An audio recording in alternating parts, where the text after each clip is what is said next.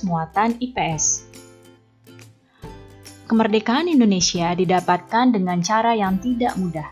Kini, Indonesia telah merdeka. Banyak hal yang harus dilakukan oleh para generasi penerus untuk mengisinya dalam rangka pembangunan Indonesia.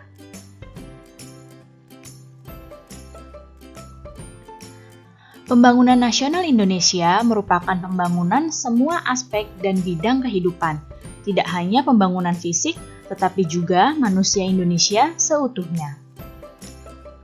Berikut ini adalah beberapa contoh kegiatan pembangunan. Ada pembangunan pasar, kemudian pembangunan sekolah, pembangunan jalan, pembangunan jembatan, dan pembangunan tempat ibadah.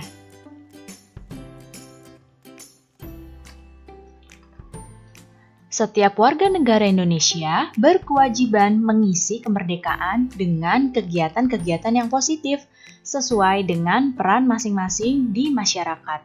Demikian juga kalian sebagai pelajar. Kalian bisa mengisi kegiatan-kegiatan positif sesuai dengan peran kalian sebagai pelajar. Nah, apa saja ya kegiatan-kegiatan positif yang bisa dilakukan oleh pelajar dalam mengisi kemerdekaan? Ya, beberapa cara mengisi kemerdekaan yang dapat dilakukan oleh pelajar yaitu belajar dengan tekun. Jika kalian belajar dengan tekun, kalian dapat meraih cita-cita dan kalian dapat memajukan Indonesia di masa depan. Kemudian, mengikuti kegiatan pramuka. Kegiatan pramuka ini juga memiliki banyak manfaat untuk kalian. Berikutnya adalah mengikuti perlombaan, karena lomba tersebut dapat mengembangkan diri kalian. Dan juga mempelajari kesenian daerah. Dengan mempelajari kesenian daerah, maka kesenian daerah milik Indonesia akan terus lestari. Jadi, ini beberapa cara yang dapat dilakukan oleh pelajar untuk mengisi kemerdekaan Indonesia. Mengisi kemerdekaan dapat dilakukan dengan mengamalkan nilai-nilai Pancasila dalam kehidupan sehari-hari. Bicara tentang Pancasila, bagaimana ya sejarah lahirnya Pancasila? Adakah di antara kalian yang tahu? Ya, Pancasila itu berasal dari bahasa Sanskerta, yaitu panca dan sila. Panca artinya 5, dan sila artinya dasar. Jadi Pancasila memiliki arti 5 dasar atau 5 asas. Berikut ini adalah usulan-usulan dasar negara yang disampaikan oleh beberapa tokoh. Jadi sebelum lahirnya Pancasila, ada beberapa tokoh yang memberikan usulan untuk dasar negara kita. Yang pertama, usul disampaikan oleh Muhammad Yamin pada tanggal 29 Mei 1945. Di sini Muhammad Yamin memberikan usulan 5 untuk dasar negara, yaitu peri kebangsaan, peri kemanusiaan, peri ketuhanan, peri kerakyatan, dan kesejahteraan rakyat. Kemudian ada Profesor Dr. Mr. Supomo yang memberikan usulan dasar negara pada tanggal 31 Mei 1945. Usul dari beliau adalah persatuan, kekeluargaan, keseimbangan lahir batin, musyawarah, dan keadilan rakyat. Serta satu lagi tokoh yang memberikan usul dasar negara adalah Insinyur Soekarno. Insinyur Soekarno memberikan usul pada tanggal 1 Juni 1945. Usul dari Insinyur Soekarno adalah internasionalisme, peri kemanusiaan, mufakat atau demokrasi, kesejahteraan sosial, dan ketuhanan yang Maha Esa. Kita akan melihat foto dari tokoh-tokoh yang memberikan usulan dasar negara. Ya, ini adalah Muhammad Yamin, yang ini adalah Supomo, dan yang ini adalah Soekarno. Ya, jadi ini adalah tokoh-tokoh yang memberikan usulan dasar negara. Pada tanggal 18 Agustus 1945, disahkanlah Undang-Undang Dasar 1945. Di dalamnya termasuk pembukaan Undang-Undang Dasar yang terdapat Pancasila pada pembukaan Undang-Undang Dasar tersebut.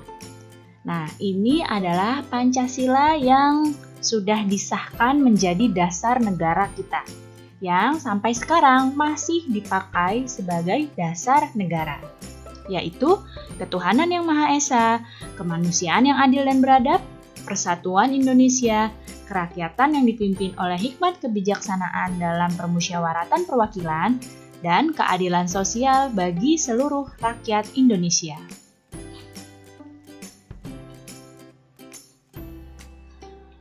Negara Indonesia merupakan negara yang kaya akan kebudayaan. Berbagai kebudayaan harus dilestarikan dari generasi ke generasi agar tidak punah. Karena kalau bukan kita yang melestarikannya, maka siapa lagi? Berikut ini adalah beberapa cara untuk melestarikan kebudayaan. Mengenali dan mempelajari berbagai kebudayaan daerah sendiri dan daerah lain di Indonesia. Kemudian berpartisipasi aktif dalam berbagai kegiatan kebudayaan. Berikutnya, mengajarkan kebudayaan kepada generasi penerus. Mencintai kebudayaan daerah sendiri tanpa merendahkan kebudayaan daerah lain, dan tidak mudah terpengaruh dengan masuknya berbagai kebudayaan asing. Jika kalian mampu menjalankan ini, berarti kalian sudah berusaha untuk melestarikan kebudayaan yang ada di Indonesia.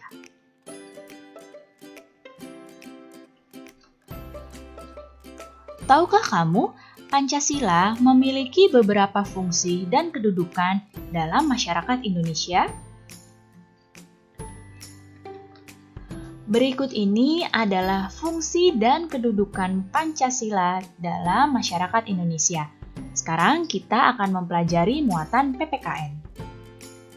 Fungsi dan kedudukan yang pertama adalah Pancasila sebagai dasar negara. Artinya di sini, Pancasila adalah sumber dan dasar segala aturan hukum di Indonesia. Yang kedua, Pancasila sebagai pandangan hidup atau ideologi bangsa. Artinya, Pancasila adalah nilai yang ideal untuk diwujudkan di masyarakat. Dan yang ketiga adalah Pancasila sebagai kepribadian bangsa. Pancasila ini artinya membedakan Indonesia dengan bangsa lain. Kepribadian tersebut antara lain tercermin dalam sikap gotong royong atas dasar kekeluargaan yang ada di masyarakat Indonesia.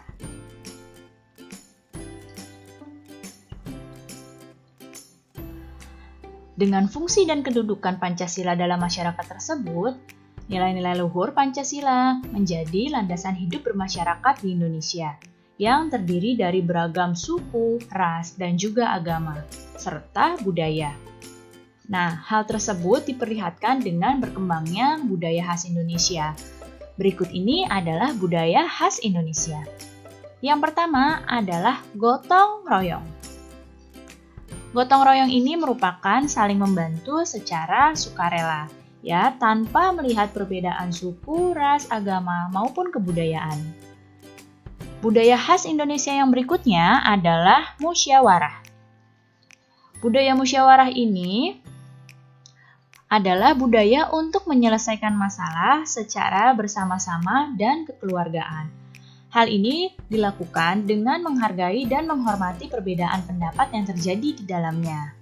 Tujuannya adalah untuk menghasilkan suatu keputusan yang bermanfaat bagi kepentingan bersama. Dan budaya khas Indonesia berikutnya adalah toleransi. Toleransi artinya bersikap rukun dan damai dalam perbedaan. Kita, Indonesia ini, begitu banyak perbedaan yang ada di dalamnya. Nah, namun dengan adanya toleransi, kita dapat hidup berdampingan secara rukun dan damai, serta saling menghormati dan menghargai perbedaan yang ada.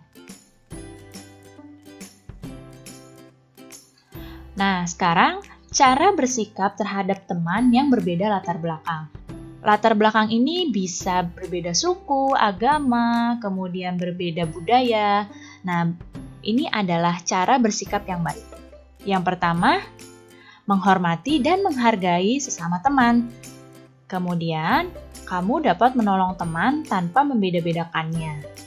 Ya, jadi siapapun temanmu dapat kamu tolong ya, jangan membeda-bedakan. Dan menumbuhkan semangat persaudaraan. Jika kita merasa satu Indonesia, maka semangat persaudaraan kita akan semakin kuat.